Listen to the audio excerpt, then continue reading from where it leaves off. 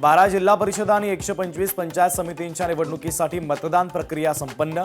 प्रशासनाकडून मतमोजणीची जय्यत तयारी सुरू। जिल्हा परिषदेवर सत्ता कुणाची, उद्या लागणार निकाल।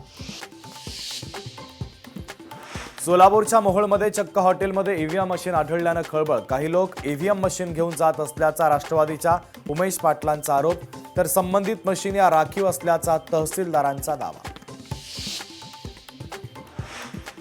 नवी मुंबईत मद्यधुंद कार चालकाची अनेक वाहनांना धडक। अपघात करणाऱ्या कारवर पोलीस अशी नेमप्लेट असल्यानं खळबळ। सुदैवानं जीवितहानी नाही, मात्र अनेक गाड्यांचं मोठं नुकसान। चांदवडच्या मालसाने येथे जैन समाजाचा कुंभ। जवळपास 1,25,000 स्क्वेअर फुटाचा मंडप। तर मुख्यमंत्री देवेंद्र फडणवीस नमोकार तीर्थ महोत्सवाच्या कार्यक्रमाला उपस्थित राहणार।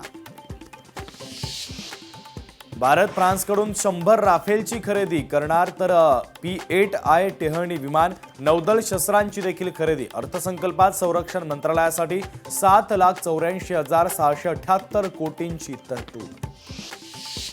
भारतानं महाशक्ती नव्हे विश्वगुरूची भूमिका वठवावी। भारताच्या मर्जीनुसार व्यापार करार व्हावा। आंतरराष्ट्रीय व्यवहार कुणाच्या दबावाखाली नको। सरसंघचालक मोहन भागवतांचा सरकारला सल्ला। मुंबईचे माजी पोलीस आयुक्त परमबीर सिंग यांची लीलावतीच्या कार्यकारी संचालक पदावरून अचानक उचलबांगडी। माजी विश्वस्तांच्या विरोधात कथित 1,200 कोटींच्या घोटाळ्यासंदर्भात तक्रार नोंदवल्यानंतर कारवाई। शेगावमध्ये संत गजानन महाराजांचा 148वा प्रकट दिन सोहळा। राज्यभरातून शेकडो पायीदिंड्या शेगावात दाखल। गजानन महाराजांच्या दर्शनासाठी भाविकांची अलोट गर्दी। मुंबईत मंगळवारी 14 तास पाणीपुरवठा बंद राहणार। वांद्रे पश्चिमेत पाईपलाईन दुरुस्तीच्या कामासाठी सकाळी 10 ते रात्री 12 वाजेपर्यंत पाणीपुरवठा बंद।